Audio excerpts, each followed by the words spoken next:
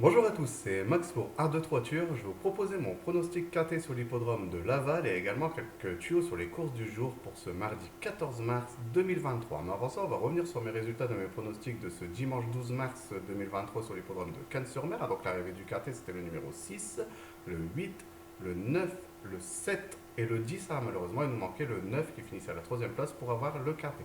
Pour mes tuyaux du jour, j'étais resté sur l'hippodrome de Cannes-sur-Mer pour mon premier tuyau. Je vous avais donné le numéro 12 dans la deuxième course, qui est Inato Piergi, et qui finissait à une très bonne deuxième place, donc on a pu le toucher en simple placé. Je vous avais donné également dans la réunion 4 sur l'hippodrome de Toulouse, le numéro 15 dans la première course, qui était Bel et Diable, et malheureusement il a été non placé. Je vais revenir sur mon pronostic KT sur l'hippodrome de Laval pour ce mardi 14 mars 2023. Donc c'est la réunion 1, course 1, un départ prévu à 13h50 pour le Grand Prix du Conseil départemental réservé aux chevaux de 5 à 11 ans inclus, n'ayant pas gagné 481 000 euros sur les 2850 mètres de la piste de Laval. Il y a 14 partants et 3 échelons de départ, et je suis parti en base avec le numéro 9, c'est Avetim, de l'entraînement et de la monte de Mathieu Abrivard. Elle va prendre une deuxième place en dernier lieu niveau groupe 3 dans un lot très intéressant sur l'hippodrome de Paris. Il a été disqualifié sur l'avant-dernière course de la première place, donc en très grande forme, très bien engagé au premier échelon. Elle a déjà réussi sur ce parcours, on peut vraiment en entendre une confirmation. Donc le numéro 9, Avedim, en première position.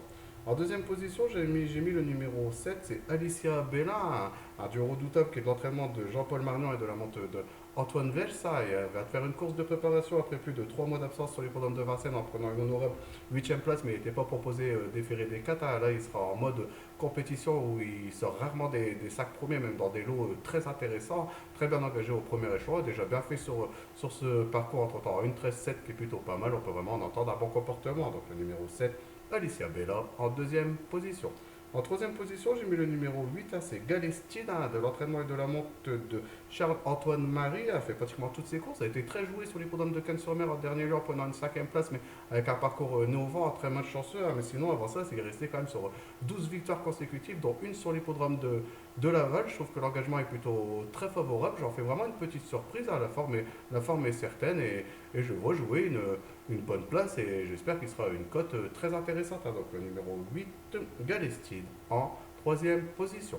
En quatrième position, j'ai mis le numéro 10, c'est Excel d'amour, l'entraînement de Sébastien Garato et de la monte de Hugues Montulé. Elle reste sur 2 victoires consécutives, donc sur l'hippodrome de Châteaubriand et également sur l'hippodrome de Port-Château, et en très grande forme. L'engagement est vraiment sur mesure, et il détient la meilleure réduction kilométrique sur ce parcours du premier échelon, parce que la meilleure réduction kilométrique c'est en 1,12,7, et c'est Echo de Charles-Cy qui part en deuxième, au troisième poteau, même au 2900 mètres.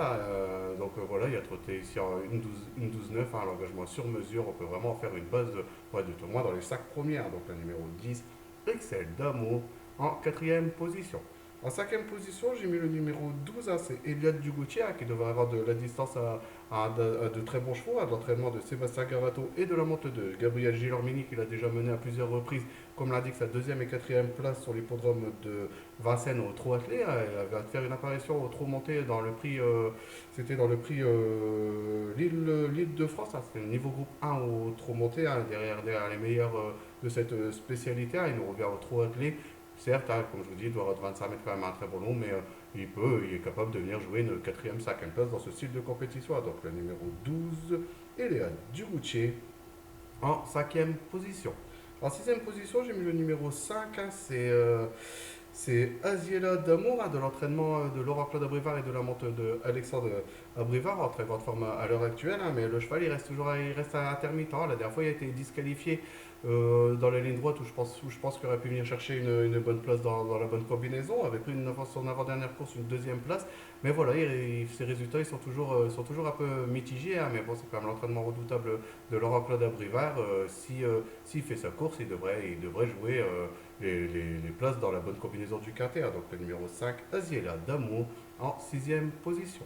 En septième position, j'ai mis le numéro 6, c'est Type A, qui nous vient tout droit de Suède, un nouveau pensionnaire de Jean-Michel Bazir. Il sera confié à Nicolas Bazir. Il n'a pas été revu depuis le mois de novembre dernier, donc il y a quand même plus de environ 3 mois d'absence. C'est sa première en France. Donc voilà, Moi, je pense qu'il faut le garder. Le mettre en base, pour moi, c'est un peu délicat parce qu'on ne le connaît pas forcément. Même si ses résultats en Suède, ils restent plutôt flatteurs. Parce que pour un 5 ans, il y a pas mal de gars tout de même. Donc, il reste bien engagé pour sa première en France. J'ai vu que Jean-Michel Bazir avait mis un emoji vert sur le site du trot.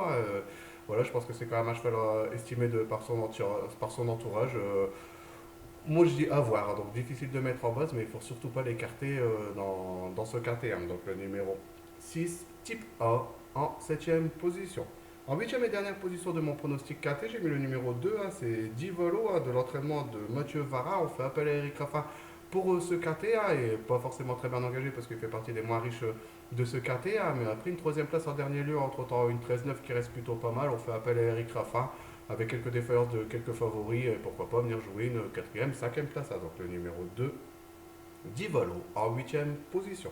Donc mon pronostic KT sur l'hippodrome de Laval pour ce mardi 14 mars 2023, le numéro 9, Ave Dream, le 7, Alicia Bella, le numéro 8, Galestide, le numéro 10, Excel d'amour, le 12, Eliade Dugoutier, le numéro 5, Aziela d'amour, le 6, type A, et pour finir, le numéro 2, Divalo. On va rester sur l'hippodrome de Laval pour mes tuyaux du jour. Attention, j'ai deux tuyaux à vous donner et les deux seront sur l'hippodrome de Laval, et on va aller dans la cinquième course de la Réunion, et je vais vous proposer le numéro 8 qui est Edil de Mahé, de l'entraînement de Charlie Motier et de la monte de Alexandre Abrivard. Elle va faire une course de rentrée après plus de 4 mois d'absence en gagnant sur l'hippodrome de Nantes de très belle manière chez les apprentis Lad Joker. Il nous sera proposé un léger D4 qui n'a pas été le cas au dernier lieu. Il sera confié au redoutable Alexandre Abrivard. Moi, j'en fais vraiment une bonne base pour jouer la victoire dans cette compétition. Donc le numéro 8,